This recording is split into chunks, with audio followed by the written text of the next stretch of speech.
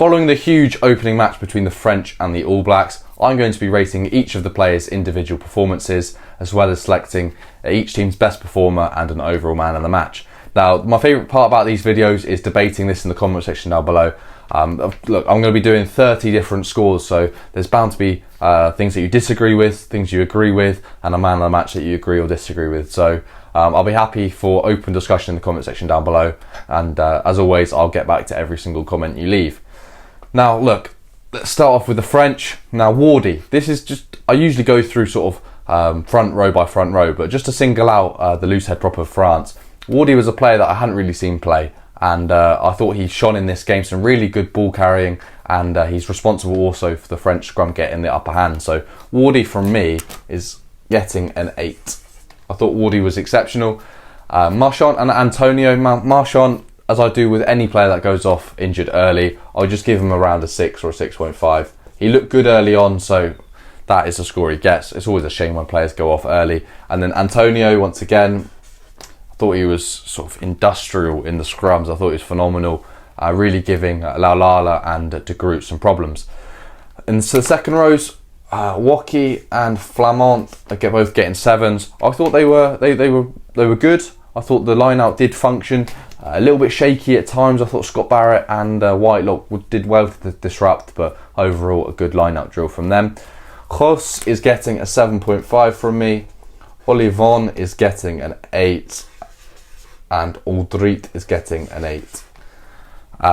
Look, this back row did really well. I thought Kros was good. He's disruptive in the rucks. Olivon, maybe he deserves an 8.5. Looking at it, yeah, I reckon just give him an 8.5. I thought he was really good. I thought he actually outshone Aldrit in some aspects. Aldrit, as always, he's one of my favourite players. Just constant carrying, constant tackles, work rate, and engine of just phenomenal levels. Aldrit, the one part of his game that I did think was a little bit shaky was the ball control at the back of the scrum. I think it happened 2 or 3 times where the ball just unexpectedly shot out the back of the scrum, which you really need more control at the back to sort of eke out that scrum penalty. But in the loose, he was just phenomenal.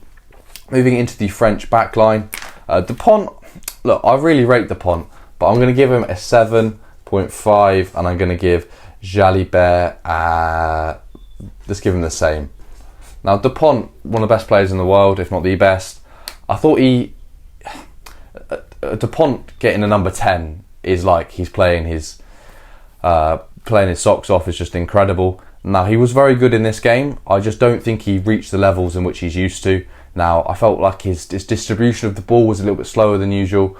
His box kicking is always incredible, but he put a couple. I think it was at least one kick out on the full, which constituted in the loss of field position. But look, Dupont's always quality, but I just feel I'm potentially being a bit harsh on him, but I felt like he didn't live up to what his usual levels. Jalibert coming in for Ntamack, the injured Ntamack, he did well. He controlled the game really nicely. So 7.5 is not a score to be sniffed at as a solid and a good performance. Now moving into the centres of Moefana and Fickou. Moefana is a player that disappointed me. I'm going to give him a 6.5, and Fickou I'm going to give a 7.5. Fickou did really well. I thought he looked really dangerous in the outside edges.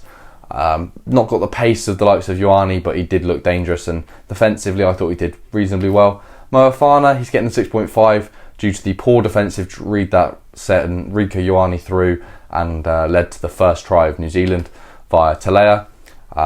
Couple bad defensive reads. I feel like he didn't do what Dante usually does, which is get the front foot momentum. So Moefana gets a 6.5. The back three for the French, Villiers gets an 8, and Penaud, the mighty Penaud, he gets a 9, with Ramos receiving an 8.5. Now, it was largely the boot of Thomas Ramos that kept them in the game. 5 penalties off his boot, 15 points, plus the 2 from the conversion, so 17 points all in all from Ramos. Brilliant performance. He did struggle under the high ball a little bit. He coughed up one, which was sapped the momentum for the French, but it didn't really result in anything too major. The boot of Ramos kicking 50-meter penalties, he's just a phenomenal player. Villiers and Penaud both look lethal. Penaud getting the try, but Villiers looked just as lethal. both maybe guilty of overplaying at certain points, when they could have potentially passed or kicked. But look, I love it when a player keeps the ball in hand, and they both look really dangerous. Moving into the All Blacks. Now, I don't like doing this, but De Groot is going to get a 4.5 from me. I don't think De Groot, I really like him as a player. I think he does quite well, but I think he really struggled at scrum time. Taylor is going to get a 6, and Laulala is going to get a 5.5.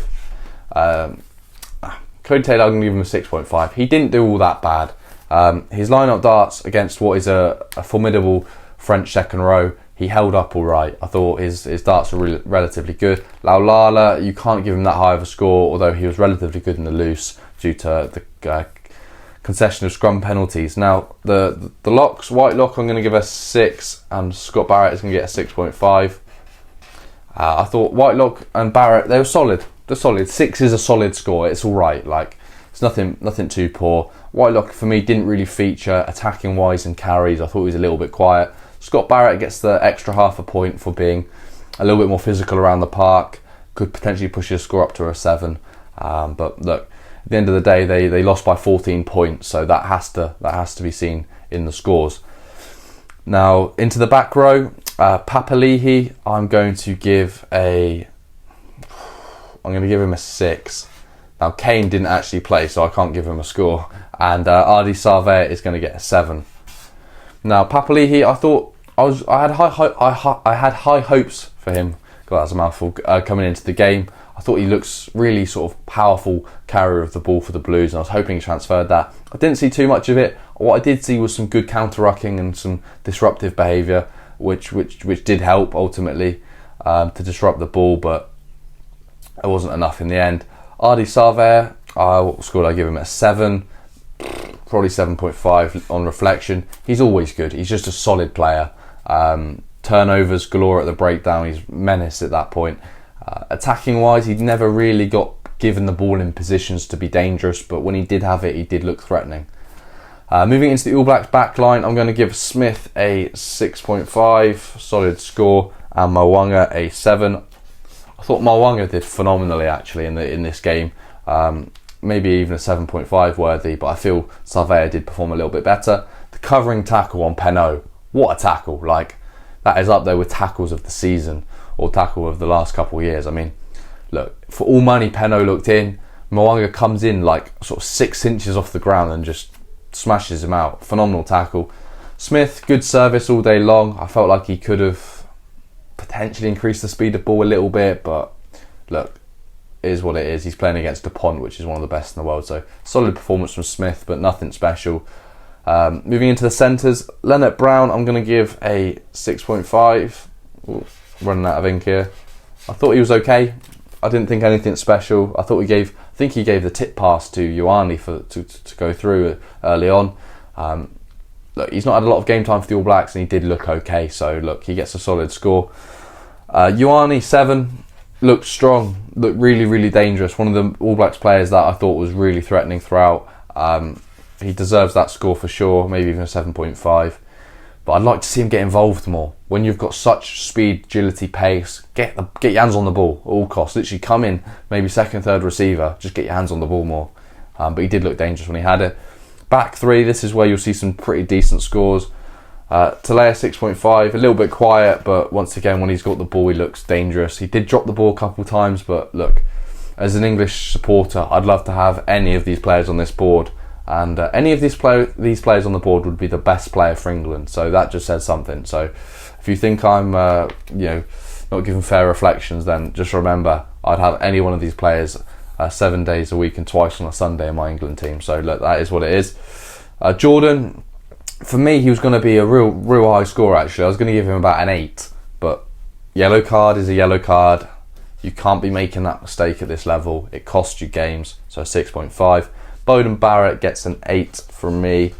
Actually, let's just sneak it up to an 8.5. I thought he was brilliant. A couple comments in my combined 15 between these two sides said, don't sleep on Beauden Barrett. I mean, his prime was a few years ago, but don't sleep on him. He was phenomenal in this game, and I'd say he's on par with Ramos. Ramos having dropped a couple balls, Beauden Barrett kicked unbelievably. I thought some real quality kicking from him, and looked dangerous on counter-attack. So look, those are my scores. Let me know if you agree or disagree. I've potentially been harsh in certain areas and maybe been a little bit kind in some other areas. But look, let me know what you think in the comment section down below. As always, I'll reply to every single comment. And yeah, thank you very much for watching.